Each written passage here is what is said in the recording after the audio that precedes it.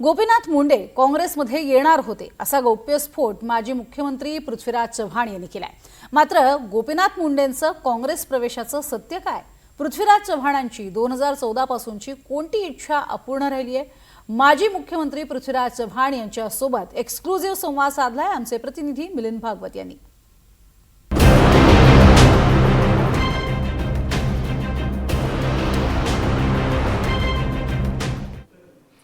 आपल्यासोबत आहेत महाराष्ट्राचे माजी मुख्यमंत्री आणि काँग्रेसचे दिग्गज नेते पृथ्वीराज चव्हाण। सर, स्वागत आहे आपलं एनडीटीव्ही। धन्यवाद। गेले 2 दिवस तुमच्या विधानाने मोठी चर्चा आहे, प्रामुख्याने गोपीनाथ मुंडे यांच्या संदर्भात तुम्ही म्हणालात।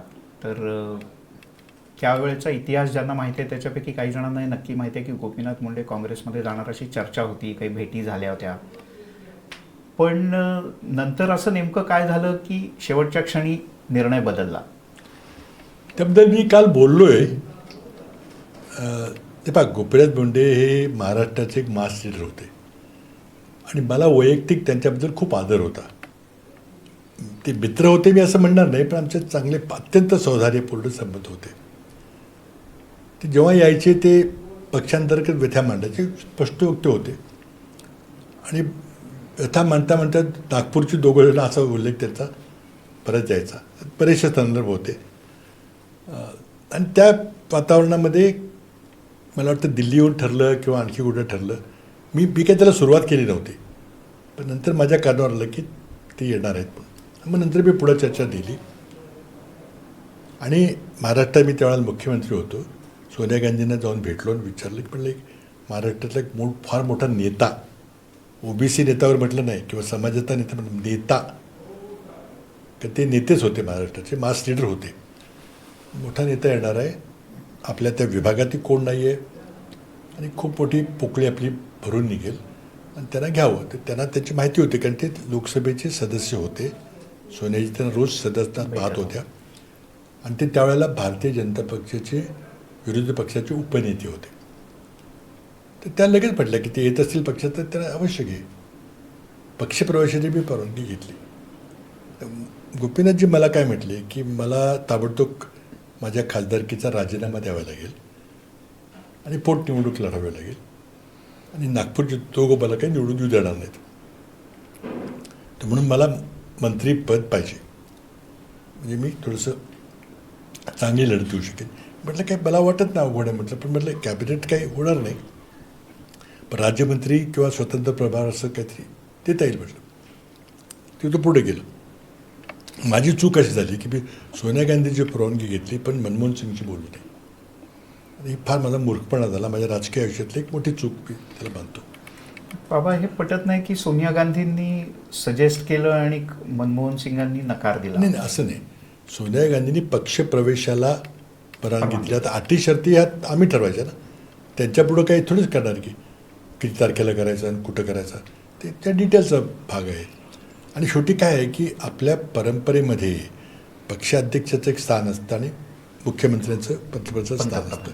मंत्रिमंडळाची चर्चा ही जरी अंतिम निर्णय पक्षाने घेतला किंवा अंतिम निर्णय प्रमुख पक्षाने घेतला तरी मुख्यमंत्र्यांची मान्यता किंवा पंतप्रधान मान्य असं होत नाही। ते तिथं ते माझ्या राजकीय आयुष्यातली एक मोठी चूक मी समजतो की मला ते आधी करायला पाहिजे, ते केलं नाही। हो, झालं असतं नसतं मला माहिती नाही, पण डॉक्टर साहेब मला म्हटले की बाबा पृथ्वीराज, ते भाजपाचे विरोधी पक्ष नेते आहेत आणि त्यांना फोडण्याकरता आपल्याकडे आणण्याकरता मी मंत्रिपदाची लाच दिली तर ते मला माझ्या दृष्टीने ते योग्य होणार नाही। अतिशय प्रेमळ शब्दाने जोडे मारले मला त्यांनी, परंतु मी समजलो काय झालं ते।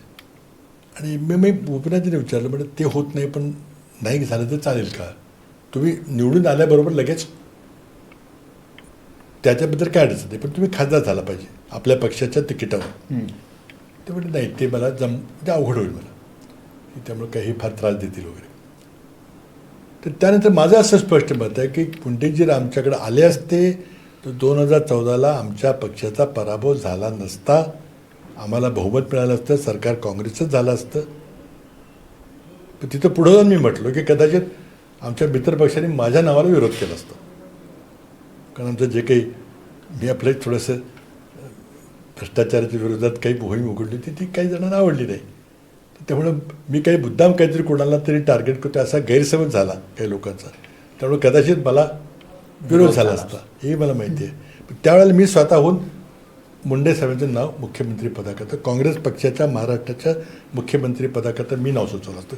झालं असतं की मला माहीत नाही. आणि जे कोणी म्हटले की दिवंगत नेत्याबद्दल बोलले, ते दिवंगत नेते ते नेते आहेत, राष्ट्रीय नेते आहेत. आज जवाहरलाल नेहरूच्याबद्दल उलटं सुलटं तुम्ही लिहिता काय, पण ते इतिहास आहे. तो सावरकरांच्याबद्दल आम्ही काय म्हणतो, कारण ते इतिहास आहे. सावरकरांच्या काही चांगल्या गोष्टी आहेत, काही नाहीत, पण ते इतिहास पुरुष होते, यामध्ये कोणाचे दुमत नाही आहे. तसं मला वाटतं की महाराष्ट्राच्या आधुनिक राजकारणातले गोपीनाथ मुंडे हे मोठे मास लीडर होते. त्यांच्याबद्दल जी माहिती असेल ती आली पाहिजे. दुसरं, आत्ता अशी स्थिती आहे की राष्ट्रवादी, काँग्रेस आणि अन्यही पक्षातले अनेक नेते भाजपात जायला इच्छुक आहेत, कारण सत्तेत गेल्यानंतर अनेक गोष्टी साध्य होतात. तुम्हाला असं वाटतं महाराष्ट्रात पण अशी स्थिती आहे? नजीकच्या आता काळात बघा, दिसते मी तुम्हाला काहीतरी राष्ट्रवादीत पण? बोललो होतो, पुन्हा गदारोळ उठला. मी एकदा काहीतरी बोललो होतो. बघा, मी मुख्यमंत्री असताना काही माझे सहकारी मंत्री होते, ते आज भाजपमध्ये मंत्री आहेत. बरोबर. काही मंत्री नसले तरी मोठे नेते आहेत, तिथं जबाबदार नेते आहेत, त्यांची चर्चा कधीतरी होते. कुठे लग्नात भेटतात, कुठं काय रेल्वेत भेटतात, विमानात भेटतात, चर्चा होत राहते. तर ते मला स्पष्ट सांगतात की आम्ही एक उबाटा फोडला आहे, दुसरा पक्ष राहिला आहे, ती वाट बघा पडते कसं काय होते बघा. पण आतापर्यंत म्हणजे त्यामुळं मी त्या चर्चा केली होती. बघा, राष्ट्रवादी, शरद पवार, काँग्रेसमधले नेते अस्वस्थ वाटत आहेत, त्यांना सांभाळलं पाहिजे. पण आत्तापर्यंतची जी शरद पवारांची राजकारण करण्याची पद्धत आहे, ते साधारणपणे अशा लाईनवर असतात की दोन्हीपैकी काही झालं तरी त्यांच्यामुळे झालं किंवा त्यांचा सहभाग आहे. तर तुम्ही कसं पाहता यात? ते फार मोठे नेते आहेत, त्याच्याबद्दल मी कॉमेंट करणं काही योग्य ठरणार नाही. तुम्ही स्वतः बघितलं, आम्ही बघितलं, सगळ्यांनी पाहिले.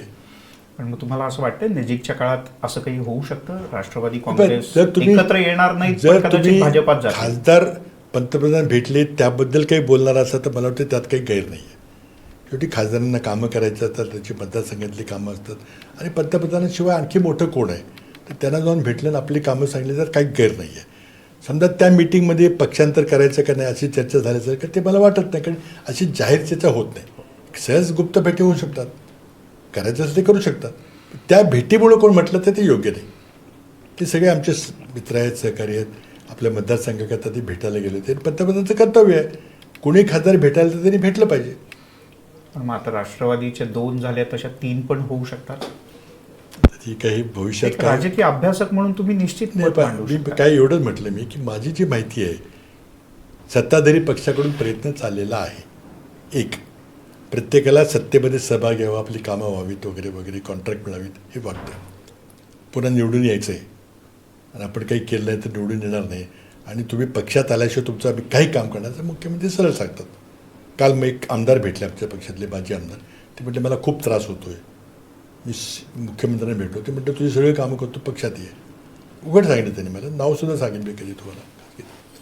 ते सगळं चाललेलं विरोधी पक्ष राहू द्यायचा नाही, या एका अमित शहाच्या धोरणावर राजकारण चाललेलं आहे. पण मग आता सध्याच्या मुख्यमंत्र्यांबद्दल तुमचं मत काय? कारण तुमच्यात आणि त्यांच्या काम करण्याच्या पद्धतीत काही गोष्टीत साम्य वाटतं, काही गोष्टीत फारच तफावत वाटते. पण मला असं वाटलं की जे तेव्हा माझ्यानंतर मुख्यमंत्री झाले, तर मला वाटलं की महाराष्ट्राला एक चांगला मुख्यमंत्री मिळालेला आहे, सुशिक्षित आहे, अभ्यासू आहे, हार्डवर्किंग आहे, चांगलं काम करेल. मला वाटतं पहिल्या 5 वर्षामध्ये त्यांनी पक्षवाढीचं काम केलं, ते एक गोष्ट वेगळी आहे, पण चांगलं काम केलं. पण अलीकडे या उपमुख्यमंत्री झाले, मग नंतर पैशामुळं एकनाथ शिंदे झाले, मग नंतर काय त्यांचं बदललं काय मला समजत नाही. पण आजची परिस्थिती फार फार फार फारच केविलवाणी, फार वाईट आहे. महाराष्ट्राच्या दृष्टीनं अत्यंत वाईट आहे. उद्योगधंदे येत नाहीत, माणसं उद्योगधंदे महाराष्ट्र सोडून चाललेले आहेत, खड्ड्यात माणसं मरत आहेत, एन्काउंटर होत आहेत, कोणी दाद घेत नाही, बीडची घटना घडली, काही होत नाही कोणाला. आणि एकतर मुख्यमंत्री, गृहमंत्री, कायदा मंत्री तेच आहेत, तर कायदा सुव्यवस्थेची नाही परिस्थिती. आज नीटच्या सगळ्या परीक्षेत सूत्रधार इथले आहेत. एका अर्थाने तुमचा देवेंद्र फडणवीसांच्या बाबतीत थोडासा भ्रमनिरास झाला. अगदी 100%. आता त्यांना दिल्लीला शिक्षण मंत्री करायची चर्चा तुम्ही लोक करताय, मला माहिती नाही, आम्हाला बिलकुल मान्य होणार नाही. ज्या माणसाच्या हाताखाली हे सगळे पेपर लीक झाले तरी काही केलं नाही, कोणाला शिक्षा केली नाही, ते आता नवीन शिक्षण पद्धती सुधारणार. त्यांचा अंतर्गत काय असेल मला माहिती नाही. अमित शहाला त्यांचा काटा काढायचा का काय करायचं तुमचं तुम्ही बघा, तुमचा अंतर्गत प्रश्न आहे. पण एक देशाला चांगला शिक्षण मंत्री मिळाला पाहिजे माझा आवर्जून आग्रह आहे. फडणवीस आणि एकनाथ शिंदे यांचं असं म्हणणं आहे की त्यांच्या काळात इन्फ्रास्ट्रक्चरची कामं सगळ्यात जास्त झाली. म्हणजे फ्रीवे तुमच्या काळात झाला, पण बाकीच्या नंतरच्या अनेक गोष्टी त्यांनी केल्या. असं नाही. पण त्याच वेळेला महाराष्ट्रात कंत्राटदार जे आहेत शासकीय कामांच्या करता जे काम करतात, तर त्यांचं मात्र हजारो कोटीची थकबाकी आहे. 96 कोटीची कर्ज थकबाकी असं ते सांगितलं. पुन्हा मी एका ठिकाणी आरोप केला होता की मिसिंग लेनचं काम चांगलं झालं, ते आमचं काम होतं, आम्ही सुरू केलं होतं. पण डिसेंबर 96 माझं समाधान झालं नाही सुरक्षेबद्दल, कारण पहिल्यांदा आपण तलावाच्या खालून बोगदा काढणार होतो. पण त्यांनी पुढे केलं, डिझाईन केलं, सगळं केलं, कॉन्ट्रॅक्ट दिलं, झालं पूर्ण काम, स्वागत केलं. मी स्वतः वापरतो तो रस्ता. माझी चिंता आहे की त्याबद्दल 40% कमिशनचा विषय आला तर मग मला भीती वाटते. इंजिनियर्सनी चांगले डिझाईन केले का तर निश्चितच केलं, माझा त्यांच्यावर विश्वास आहे. पण 40%चं काय करायचं. पण मग आणि कोल्हापूरला एक आत्ता मी काल गेलो होतो तेव्हा काही लोकांनीच मला सांगितलं, तिथं त्या पत्रकारांनी मिटिंग घेतली आणि ते म्हटलं 40 नाही 56%. तर 56% मला माहीत नाही, पण कर्नाटकचं सरकार 40% कमिशनवर गेलं भाजपचं. PCM नावाची योजना झाली, ते महाराष्ट्रात होणार आहे. पण मग म्हणजे ह्या सरकारमध्ये जी काही कंत्राटं दिली जातात किंवा कामं होतात त्याच्यात सरसकट एवढ्या मोठ्या प्रमाणात कमिशन घेतलं जातं. पण 40%चा पुरावा मला काय देता येणार नाही, पण भारत मोठ्या प्रमाणात होतात. कोणी 56 म्हणते, 40 म्हणतं. एक उदाहरण सांगतो की समृद्धी महामार्ग झाला, आता शक्तिमार्गचं चाललंय करायचं. तुम्हाला आमदारांना 50 कोटी द्यायला पैसे येतात कुठून? एक तर बिल्डरच्या लॉबीकडून घेता तुम्ही, पण हा फार सोपा मार्ग आहे ना. कॉन्ट्रॅक्ट कितीचा आहे तर 1000 कोटीचा आहे, त्याला सांगायचं तू 1500चं कर, 500 मला दे, तू करतो 1000 कोटीचं. समृद्धी मार्गाचा एकूण आपण लेन किलोमीटर खर्च काढला सरासरी 14 लोकांनी ते कॉन्ट्रॅक्ट केलं होतं. आणि तेच तुम्ही योगीच्या UP-मधल्या 13 एक्सप्रेसवेच्या कामाचं तुम्ही जर तुलनात्मक पाहणी केली तर ती कॉस्ट महाराष्ट्राच्या कॉस्टपेक्षा 40% कमी आहे. पूर्वा काही देताना आमच्याकडे काही कागदपत्र आहेत, CAG ऑडिट करेल तर करेल किंवा आमच्या सरकारच्या मी बघू काय होते. पण हे मी एम्पिरिकल तुम्हाला एव्हिडन्स देतो आहे. आणि म्हणून समृद्धी मार्ग पाहिजे, म्हणून शक्ती मार्ग पाहिजे, म्हणून 1 लाखाचा शक्ती मार्ग आहे. तो होता होता 1.5 लाखाचा होईल. त्यात किती टक्के काय टक्के, म्हणून महाराष्ट्राकडून उद्योग येत नाही ना. तेच मी मगाशी सांगितलं. तुम्ही काही दिवसांपूर्वी असं म्हणाला होतात की गुप्त भेटी माझ्याही अनेकांबरोबर अनेकदा झाल्या, वेगवेगळ्या गोष्टी झाल्या. तर महाराष्ट्रात असं काही सध्या सुरू आहे किंवा हे बघा, राजकारणामध्ये काही गोष्टी जाहीरपणे करत नाही आपण. आणि जर आपण सगळ्यात जाहीरपणे केलं तर काहीच होणार नाही. त्यामुळे भेटी होत राहतात, स्वाभाविक आहे की ते अचानक आपली एक भेट होते, आपण बोलतो, विमानात बसलेलो असतो, त्याला गुप्त भेट म्हणायचे का मुद्दाम तुम्ही तिकीट काढून गेला, जसं मध्यंतरी जयंत पाटलांचं आलं. असं नाही, भेटणं फार सोपं आहे, काही अवघड नाही आहे. परंतु चर्चा तर करावी लागते. काही कामं असतात, काही राजकीय विषय असतात, करावं लागतात. पण आता इथं काय झालं, एक सूत्री कार्यक्रम चाललेला आहे, विरोधी पक्ष संपून टाका, ही फासिस्ट मनोवृत्ती आहे. महाराष्ट्रात एकेकाळी सत्तेत राहिलेल्या शिवसेनेचं राजकीय भवितव्य काय दिसतं? मला काही सांगता येणार नाही, पण त्यांचा पक्ष फोडला आहे. आणि आता कोर्ट केसचा काही निकाल झाला तर काय मला माहीत नाही, थिअरिटिकल निकाल लागला तर कदाचित तोही लागणार नाही. म्हणजे नुकसान व्हायचं तर झालंय. पुन्हा केंद्रात जायची संधी आली तर पहिल्या महाराष्ट्रात पुन्हा एकदा 14 पासून माझी इच्छा आहे, पण आता होईल तेव्हा मला वाटत नाही, संपला वेळ तो. 14 पासून माझी इच्छा होती की आता मुख्यमंत्रीपद गेल्यावर आता पुन्हा आमदार म्हणून राहण्यात काय अर्थ नाही, त्यापेक्षा खासदार म्हणून राहिलं बरं, विरोधी पक्षात जरी असलं तरी. माझी इच्छा होती. 19ला जवळजवळ ती पूर्ण झाली होती, म्हणजे हुकली. पुन्हा 24ला पुन्हा संधी आली होती वेगळ्या पद्धतीनं, नाही झालं, त्याला काही इलाज नाही. NDTV मराठीशी बोलल्याबद्दल धन्यवाद. थँक्यू, नमस्कार.